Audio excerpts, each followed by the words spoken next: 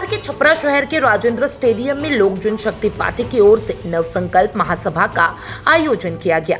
इस कार्यक्रम में बड़ी संख्या में कार्यकर्ता और आम लोग शामिल हुए। सभा को संबोधित करते हुए पार्टी के राष्ट्रीय अध्यक्ष और केंद्रीय मंत्री चिराग पासवान ने बड़ा राजनीतिक ऐलान करते हुए कहा कि वह हर हाल में बिहार विधानसभा चुनाव लड़ेंगे। चिराग पासवान के इस बयान को आने वाले चुनाव से पहले बड़ा राजनीतिक संकेत माना जा रहा है।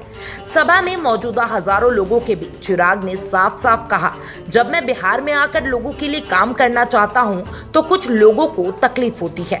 बार बार सवाल पूछा जाता है कि चिराग पासवान विधानसभा चुनाव लड़ेगा या नहीं।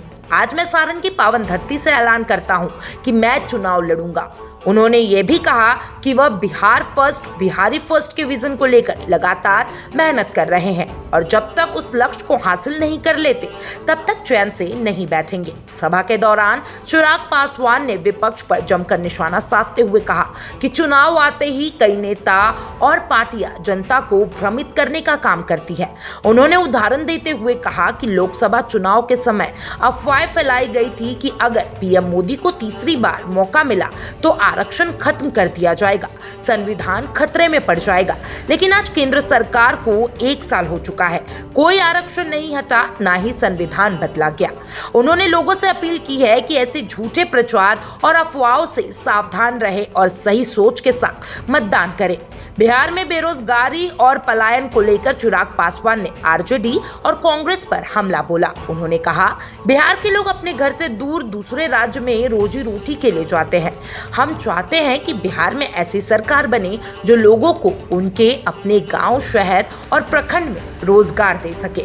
उन्होंने कहा कि 2023 में बिहार में गठबंधन की सरकार थी, उप मुख्यमंत्री और शिक्षा मंत्री आरजेडी से थे, लेकिन तब डोमासाइल नीति लागू करने की बात किसी को क्यों नहीं सूझी। अगर उस वक्त ये नीति लागू होती तो आज लाखों लोगों को फायदा मिलता।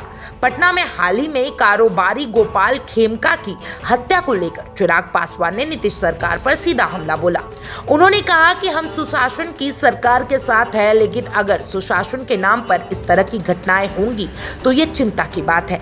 ऐसी घटनाओं का हम खुलकर विरोध करते हैं। उन्होंने ये भी कहा कि बिहार में कानून व्यवस्था की हालत खराब है और सरकार को इसे गंभीरता से लेना चाहिए। राजेंद्र स्टेडियम से चिराग पासवान का ये ऐलान कि वह विधानसभा चुनाव लड़ेंगे बिहार की राजनीति में हलचल मचा सकता है। उनके इस बयान से यह साफ हो गया है कि एलजेपी आने वाले चुनाव में पूरी तैयारी के साथ उतरने वाली है।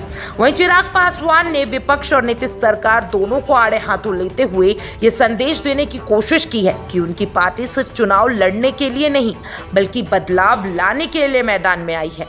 आप क्या सोचते हैं चिराग पासवान के बारे में? कमेंट बॉक्स में जरूर बताइएगा और तमाम इस अपडेट्स के लिए channel for news Bihar Jharkhand के साथ बने रहें।